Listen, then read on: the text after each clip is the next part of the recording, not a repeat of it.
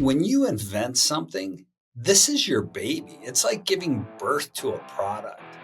Again, trust was really important because you're asking somebody to let you adopt their baby. We couldn't tell you for sure every product was going to be successful, but we would tell you that it was going to have its best possible chance to be a successful product.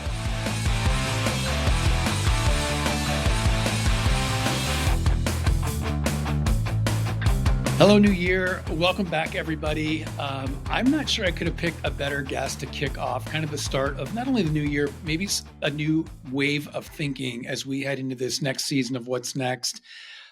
Good friend of mine, John Sarkisian, has graciously agreed to join us on the show. We share a lot of things in common. Most of his are at a significantly higher level than mine, but I'm going to draw some parallels here. And the theme of the show is really going to be about balance between being an innovator, and you're going to see that from John first and foremost, and being an operator, which sometimes doesn't sound that sexy, but it really is the nuts and bolts of what we do. So a little background on John. I'm going to kind of work current to last, but chairman of Light Helmets, we're going to spend a ton of time there. Founder of SKLZ, which I'm so excited with because when I played pro soccer, I was using John's stuff to train and play, which is so cool. San Diego real estate developer. He and I both in the same mode. He's got a few extra zeros behind his $200+ million developments in San Diego. I'm in the restaurant business. He was in the restaurant business. I've seen 3. He saw 14, which transitioned into a sale to a publicly traded company. We both went to San Diego State. We have a connection at University of Michigan. John got his master's there. I just have a son who happened to have gone there, so one up on that. And we're both part of San Diego Sports Innovators, SDSI, with Bob Reef and crew over there. And John kind of leads the front on bringing people into the industry, or into the organization through that sports industry. So, John, thanks for agreeing to join us. Hopefully I didn't do you any disservice on that intro, and I really appreciate you. One, you overstated everything, so I appreciate that. Well, maybe I don't appreciate that, but you forgot one thing, right? The lake life in Michigan. Don't forget about commonality. Yeah. So we both enjoy the lake life in Michigan. John is now out on the East Coast, but much like me, gets to spend a part of the year in Southern California. John's in San Diego. I'm up in San Clemente, thus the surfboard in the studio, and John's down at the Light Helmets recording studio. So, John, I want to jump in, right? Because our viewers and listeners are high performers, typically a professional or high-level sport athlete who's transitioned into some form of entrepreneurship or business ownership, running a department of a business, but kind of has this itch of, I want to do something on my own. And your history has proven that you can do things that are innovative and also pay a very close attention to what's happening operationally. So I'm going to start with SKLZ, kind of in the middle, because that's a company that you started, founded, and obviously saw through its transition. Where did the whole idea for that start for you? I mean, it's a pretty broad company from a training aids perspective, but where did it start and kind of how did the genesis come about? Yeah, it's really interesting. So we had just sold the restaurant company to a public company. I was doing my final. I had 18 months to be there and do the transition. I got a call from my attorney. And honestly, he said, "Hey, John, you know so-and-so?" And I said, "Yeah, I know Jonathan. He used to eat in our restaurant. We played golf." And he told me he had a baseball hitting device and was looking for an investor. And honestly, Bryan, my initial reaction was, and he said, "Hey, he's quite a bit of money. I won't share the dollars." And I said, "I can't imagine a baseball hitting device that I'm going to put that kind of money in." And long story short, my attorney was persistent enough to actually say, "I'm going to pick you up in a car and take you to Jonathan's house, and you're going to see this product." And that product was a product called the Hitaway, a really simple training device, right? A ball on a string that connected to a pole, almost like a tether ball, but tethered at 2 points on the pole, which then allowed the ball to stay in a plane. Oh. When I saw it, I jumped back in the car with my attorney and said, "Well, look," and I took a unit with me, by the way. I said, "I'm in, but I got to do my due diligence." My due diligence was I took the device home, and number one, it had to be on a pole. So I'm counting poles as I'm going home. Like, okay, there's a spot, there's a tree, etc. Okay, that passed. And then I had 3 boys who were at that time 8, 10, and 12, and they were all playing baseball. I put them on the device. I got a phone call. I was in the house for 30 or 45 minutes later. It's now pitch black. And I hang up the phone and I can hear the boys 45 minutes later on that device, with their bat hitting it. And I knew right then, if you can get 3 kids at 8, 10, and 12 to stay on something like that for 45 minutes, there was an opportunity. Now, having probably gone into too much detail there, what I really saw from the success of that product, and look, we sold 300,000 units the first year, 6 or 800,000 the second year. It was crazy. I mean, we were trying to buy baseballs from everybody who made a baseball because, 50,000 units at a time. So, and excuse me if I'm going on too long. No, go. What I recognize from that training devices, parents, coaches, trainers, grandparents all wanted to give their athletes the opportunity to improve. And if a device like that could help them hit a baseball, right, not strike out and have to do that 45-foot walk from home plate back to the bench, if you could solve for that, and that's what that product did, well, you could help a lot of young athletes achieve their athletic goals, whatever that might be. So, I so many interesting things just since opening. As you'll find, I like to summarize. I'm a goalkeeper, so I need it, like give it back to me in bite-sized chunks. I love first and foremost that your attorney was also an advisor, because I think for a lot of our group, self-included, early, I thought of an attorney as just someone that like you just hired to get a job done. But I've come to find out, and you clearly have explained, that having people like an attorney, a banker, whoever it might be, who are people that can feed you opportunities and also be there to kind of help you in the process. So I love that, number one. Candidly, I love that your due diligence was, give it to the real users, right? Your kids. I have twins that are 23.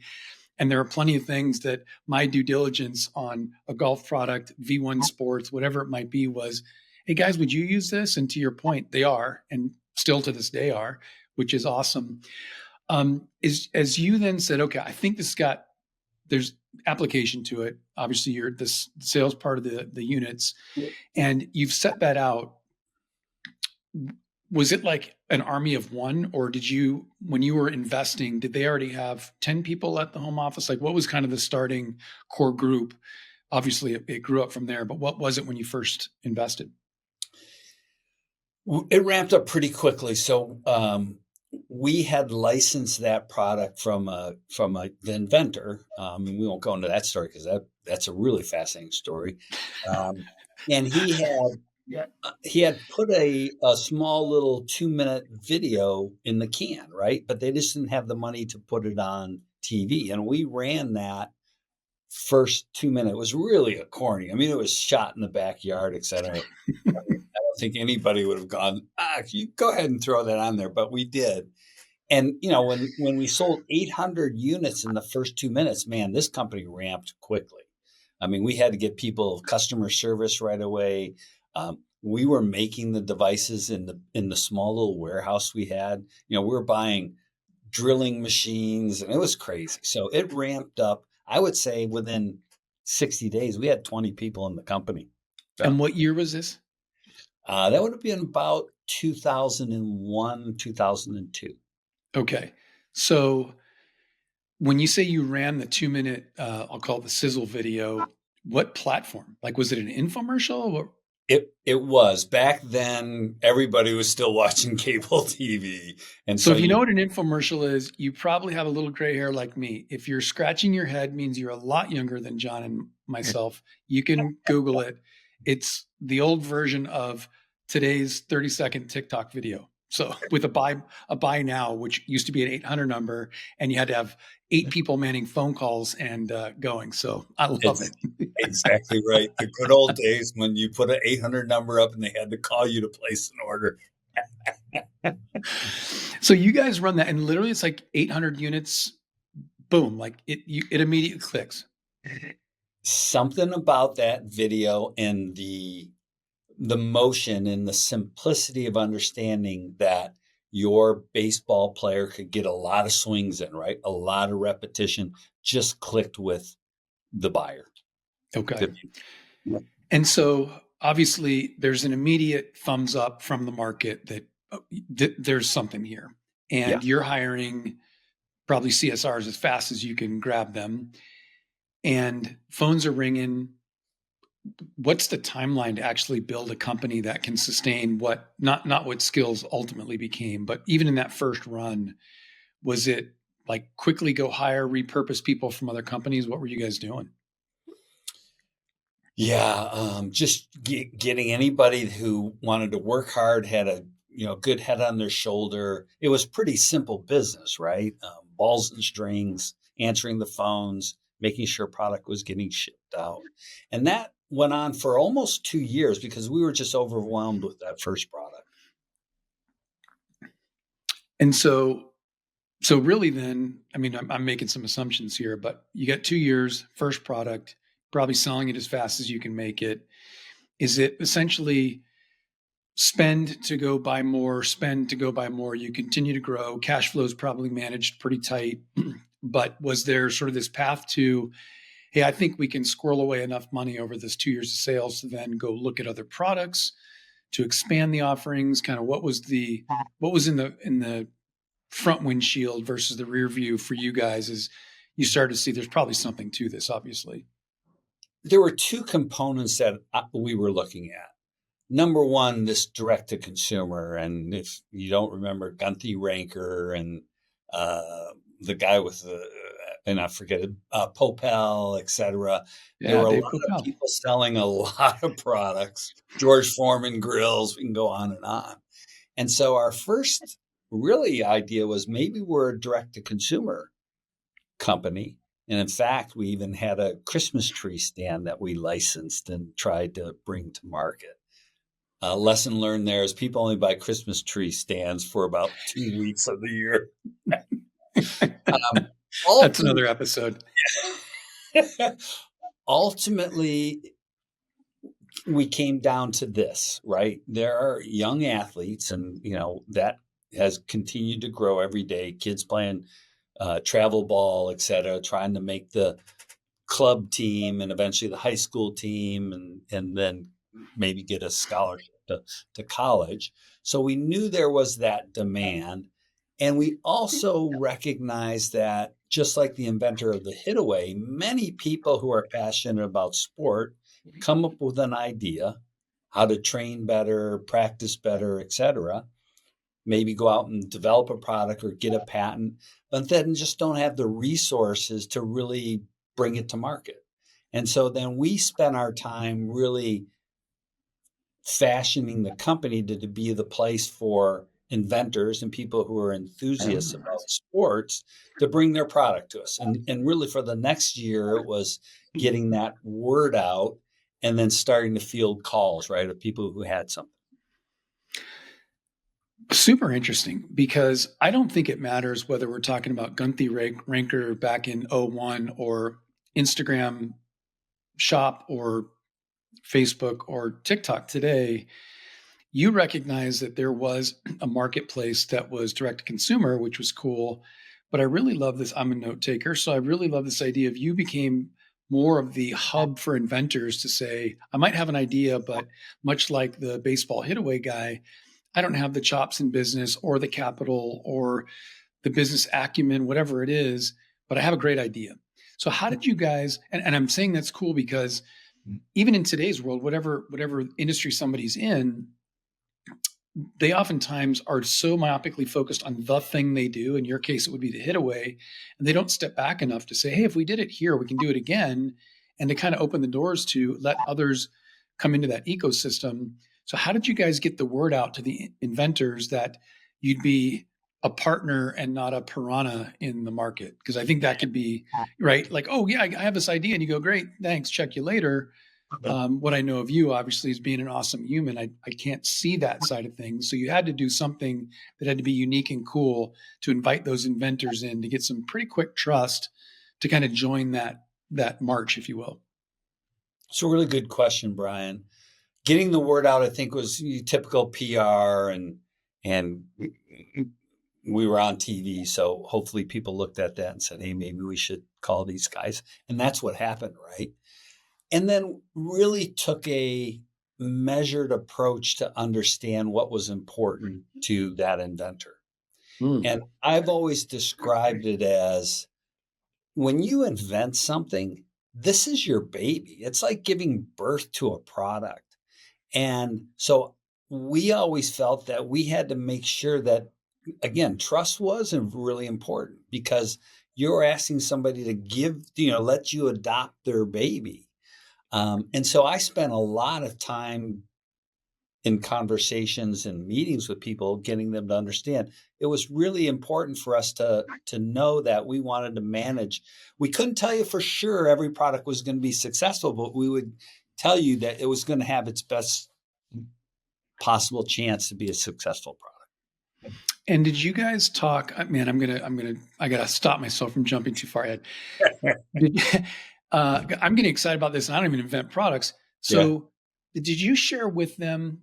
I love that. Hey, look, not everything's going to be a success, but did you guys share with them? Here's our process for kind of how we do it. Was that part of building the trust? That number one, we've been there and done that, and number two, we do have a way to make this happen. Right? Is that kind of what you guys shared with them? I'm sure among other things, but yeah, absolutely. And we developed those capabilities along the way, right?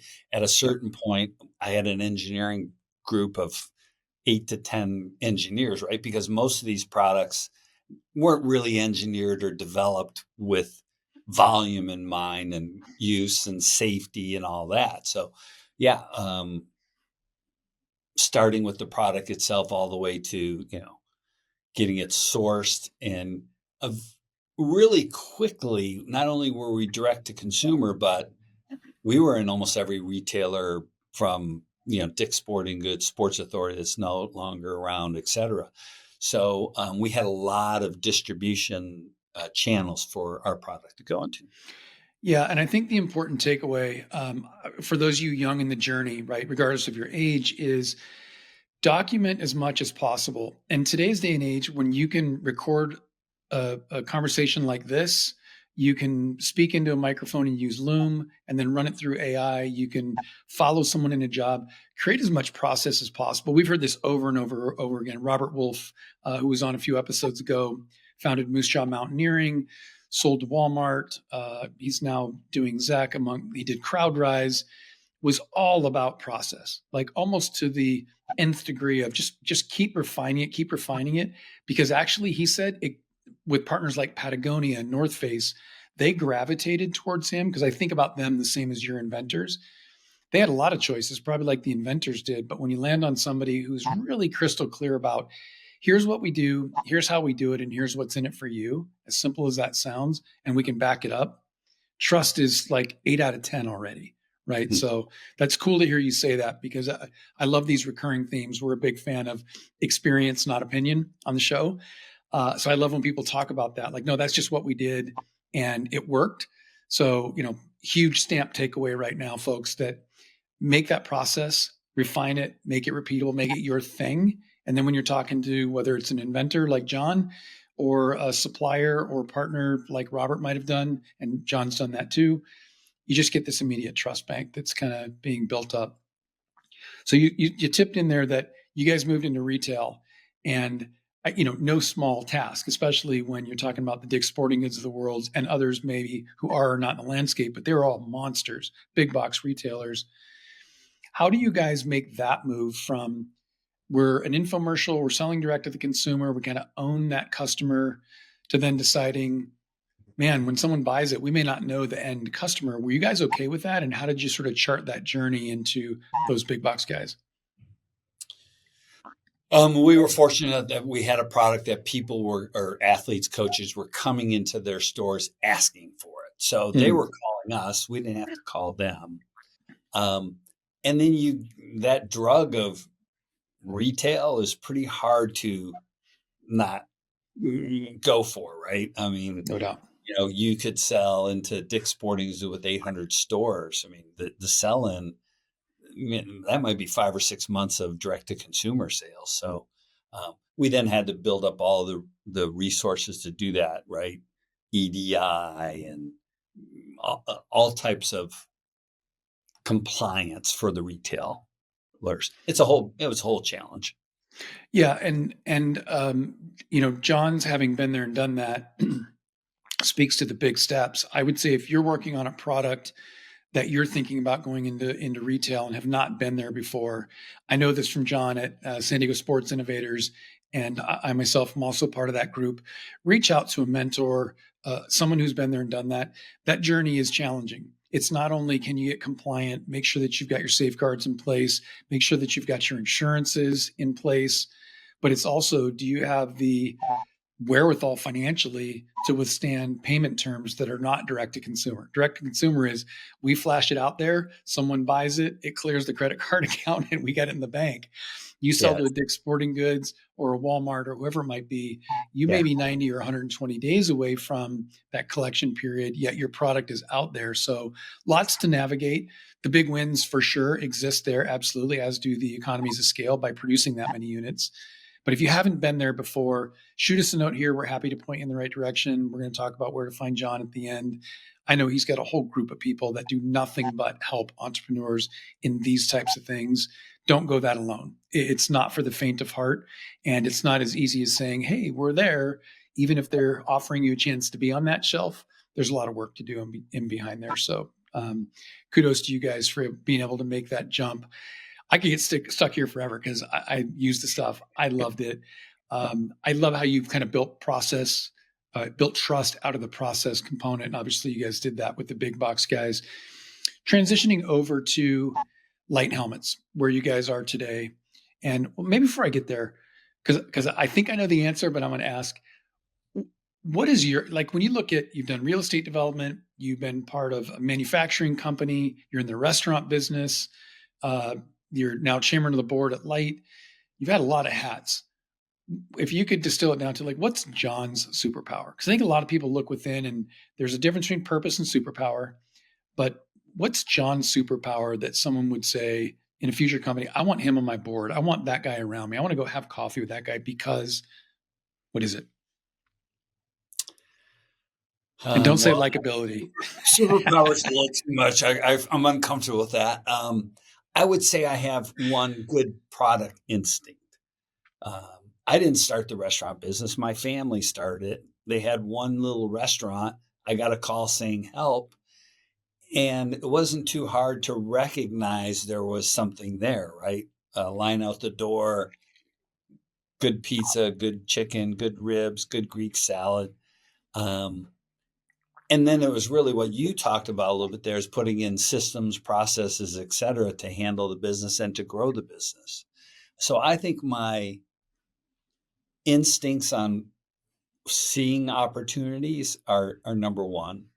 But number two, and I speak about this frequently, is being able to attract, train, and retain people.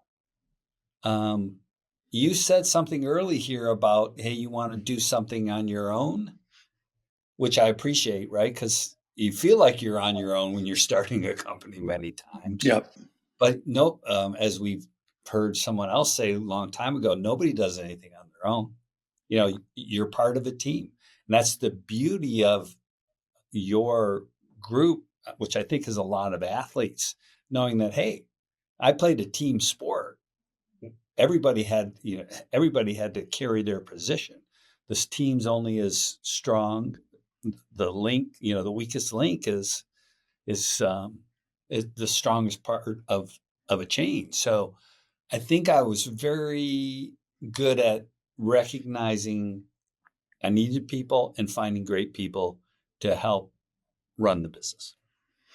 Actually, well, again, many would claim they ran the business and I was doing my thing, which honestly, I agree with that, right? My job is to find the opportunity, recognize, do the strategy, and find great people to help and run the business. Yeah. And you and I have talked a lot offline. I think I appreciate you talking about attracting talent. I'm going to go back to instincts in a second. It is, again, I'm saying this for our audience, agreeing with you here, John, that when you attract that talent, you did it for a reason. And most likely it's because they have a strength, a superpower, whatever word you want to use. If all you do is tell them what to do and then expect them to go do it your way, you probably already overhired, right?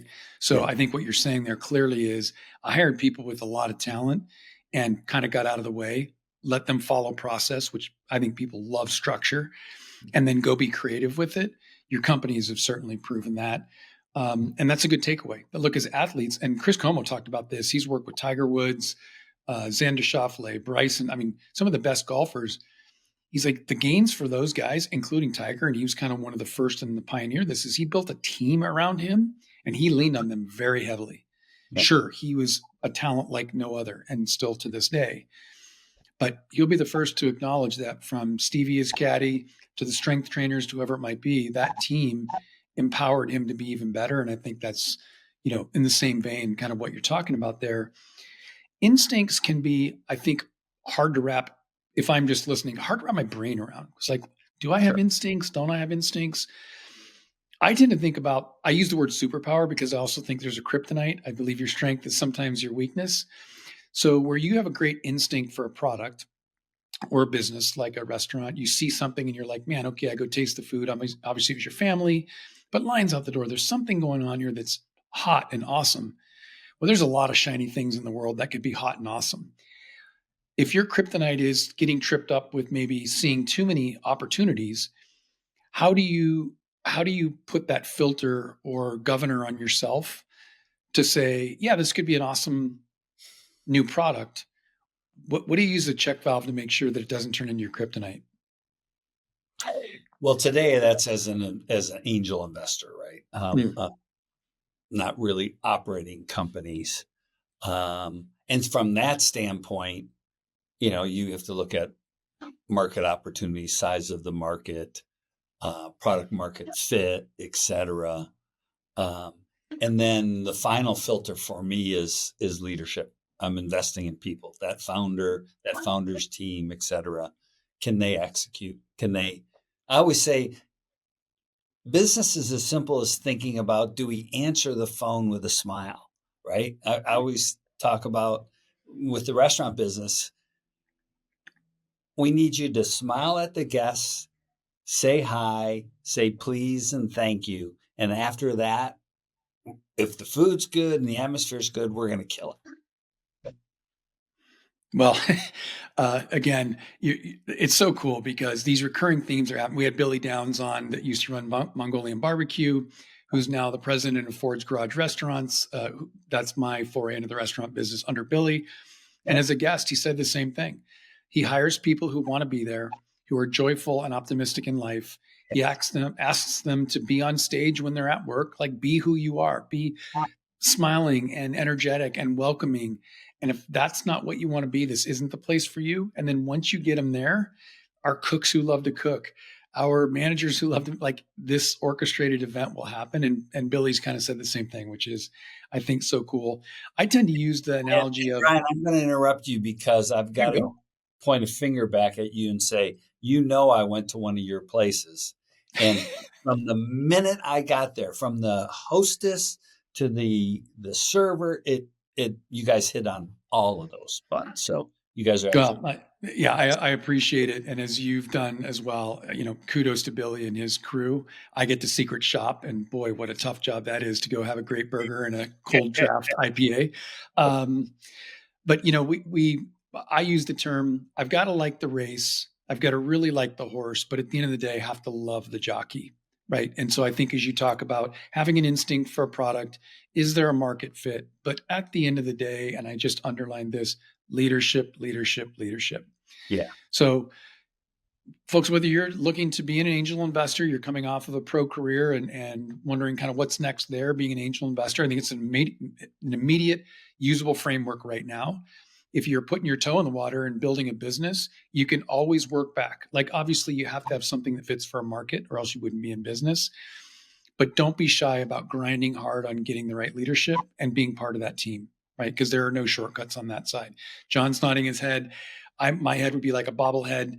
There are no shortcuts to finding and developing great leaders, but when you do, it is your company's superpower. Like you can put something over the board for mission statement. You can call your passion, whatever it is, and how amazing your product is or service. But if you don't have leadership that delivers, it's like having a team without a team captain. Like it just doesn't matter. No one gives a shit. Like you got to really step up, and that's a place to do it. Man, this could be a 2-episoder. Okay, so you got that sexy football helmet in front of you. Like you go from the sports products, you've got all your background process. Tell us about Light Helmets, and don't be shy about the innovation here. I mean, this is going to be literally, pun intended, a game changer, not just for sport, but it's going to be a game changer when it comes to head injuries, training elements, protocol. I mean, and you just got an amazing award from Virginia Tech. So, break us in on what's going on at Light. Well, you mentioned the award. So we just launched the Apache helmet, our newest helmet, and it received the safest rating ever given by Virginia Tech. And I can tell you that's in multiples of numbers. And it's creating just a ton of, activity and interest in our business. To start at the beginning for me, I met Nick Kasayan. He came through our San Diego Sport Innovators community. And so he came through that. And I didn't know really much about helmets. I mean, I knew of helmets, but I didn't know what was going on in the industry. I did know that, 10 years earlier, the concussion movie had come out, the recognition of CTE, the concern over that, and the decrease in participation in football. I knew that had happened. What I didn't know was the state of the helmet industry, because I wasn't paying attention to that. I played football 50 years ago. When I found out, number one, there were only 2 manufacturers of helmets, one company that has 80% market share. A bell went off there. Oh, that's kind of interesting. Why only one helmet really manufacturer? Number 2, and I say this with all due respect, because people are going to look up who the company is. There's good people working there doing good work, et cetera. But when you've been doing it 100 years and you have a monopoly position, you're not going to have the latest and greatest technology because you don't need to.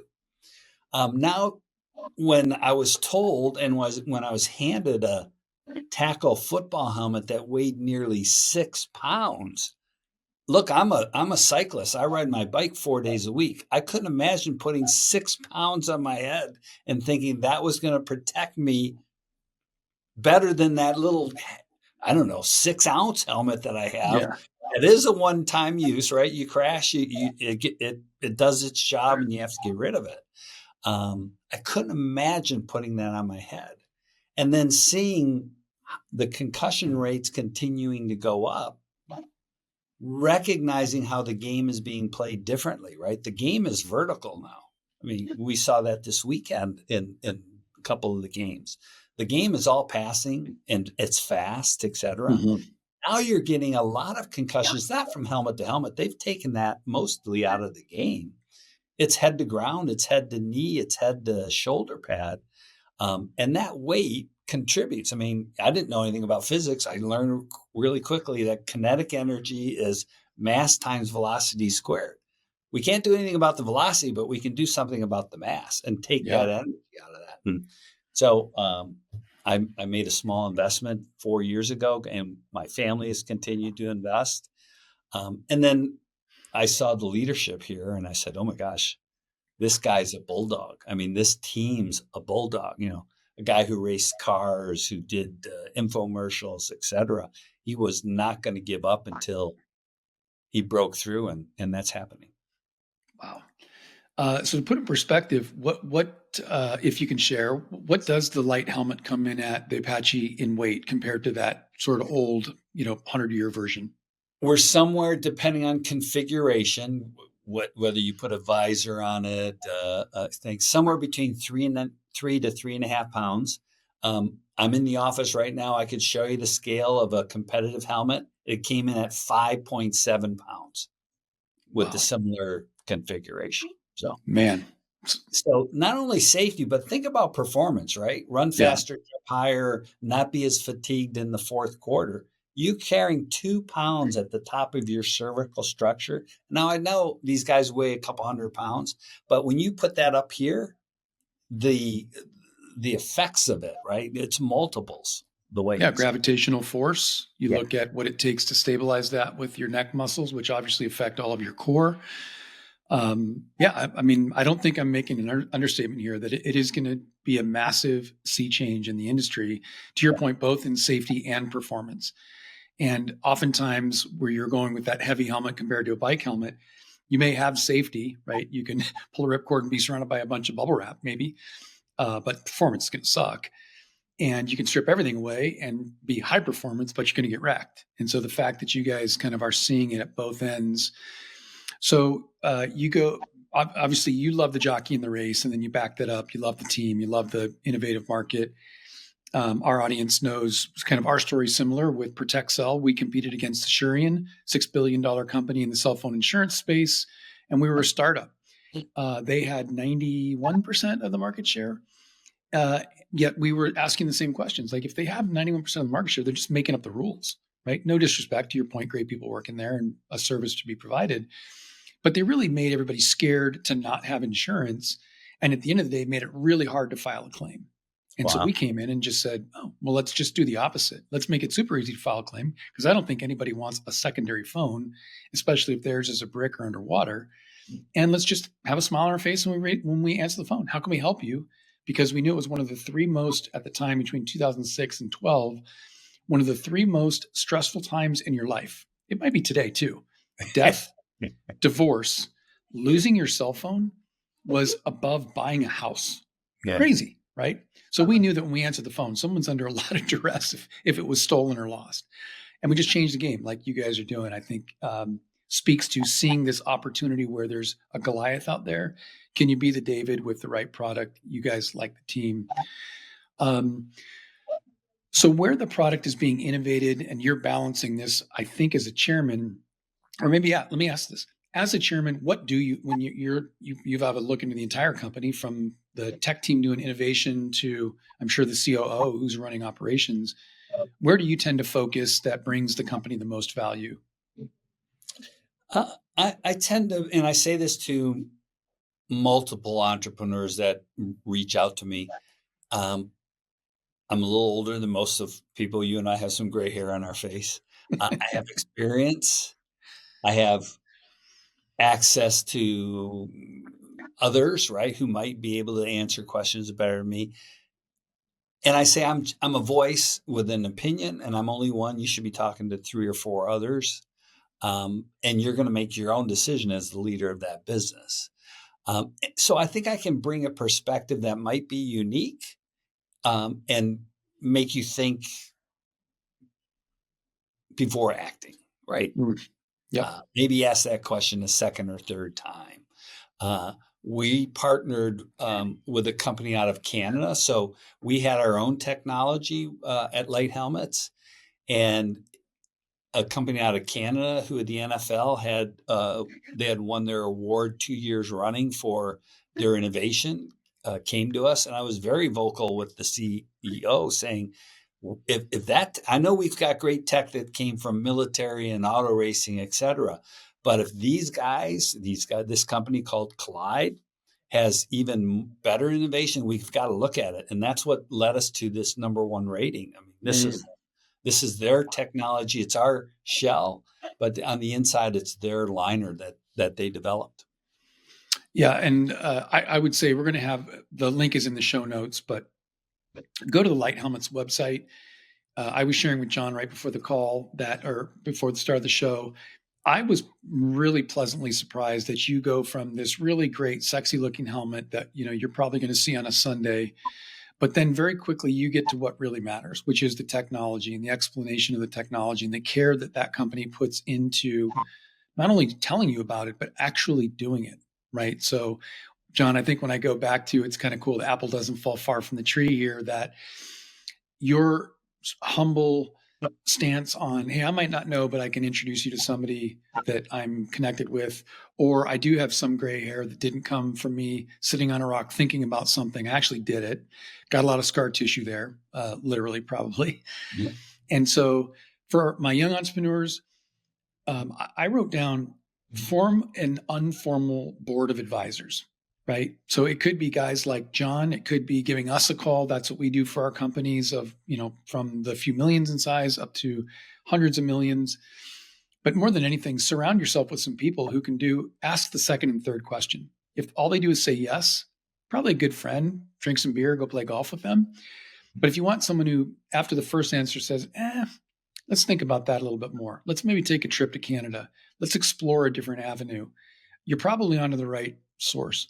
And if that all feels foreign to you, again, reach out to us. We'll plug you in with somebody who can help if it's not us.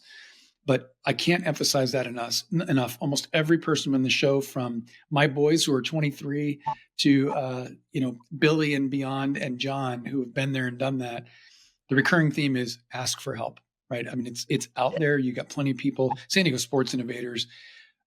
In my, take on what's happening around the United States, one of the most welcoming groups that you'll ever meet, arms wide open when it comes to help and introductions, and literally people that will just dig in and truly just help to help. It's amazing. So we'll have their link in the notes as well. John, as we wrap and you kind of think about the work you've had over the multiple companies, the group of our audience who are hard chargers ready to kind of go tackle the world, is there any one thing that you maybe would have told yourself at 24, 5, 6, 34, 5, 6, the hard charging John, not that you're not still now, because I know you are, you freaking bike maniac, that maybe would have increased your trajectory or reemphasized what you do? What would your advice be for the crew? A couple things that come to mind right away. Number one, if you're an entrepreneur, you're starting a company, etc., your instincts are the best. Don't make decisions, as you said, without getting input. And by the way, there are so many people who are willing to help you. When I was in the restaurant, I didn't know anything about the restaurant business. I started phoning up guys who had multiple restaurants. They all answered the phone. They were willing to help. So your competitor is even willing to help you because they want to see people succeed. They want to see people in their industry succeed because, lifting all boats works. So number one, always listen to your instincts. After getting a lot of input, you got to make the right call. And I read something the other day, I think it was written by Einstein. Decide if your head or your heart is better and listen to that one. If you think you got a better head, listen to the head. If you think you got a better heart, listen to your heart. Number one. And number two, if you're successful, the money will take care of itself. It's really hard. You've got to focus on it. But if you focus on delivering the right product, the right service, and treating your end customers or guests or whoever you're serving right, success breeds success financially.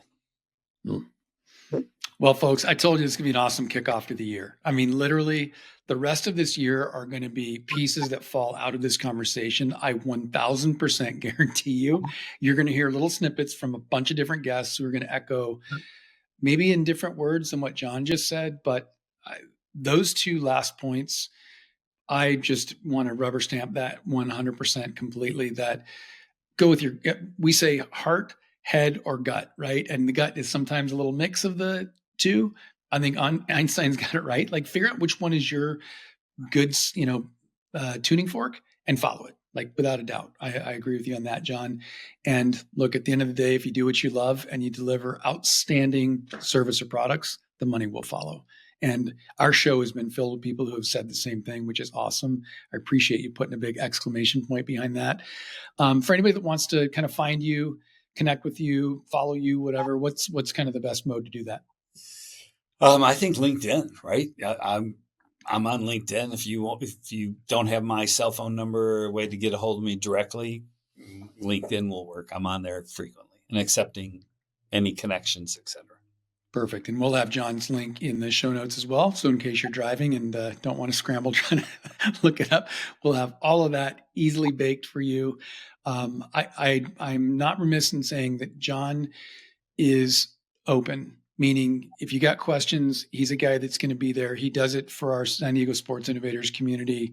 That's how I got to know him and have truly benefited from being a friend, and plenty of ideas bounced off as well.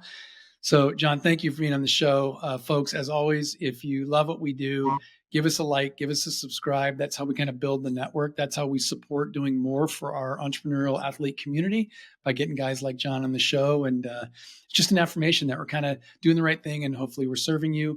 We'll be happy to answer any questions for you as the days come. So, John, thanks again for joining us, and we're looking forward to an awesome 2025. Bryan, I appreciate the opportunity to talk with you. You know how I feel about you. We haven't known each other that long, but I feel like you're a friend. And I think that's mutual. And I really appreciate the opportunity to talk to your audience. Thank you. Well, thank you. Being in your friendship group means a ton. So thanks, John. All right, everybody. Thanks so much, and appreciate you joining us on What's Next.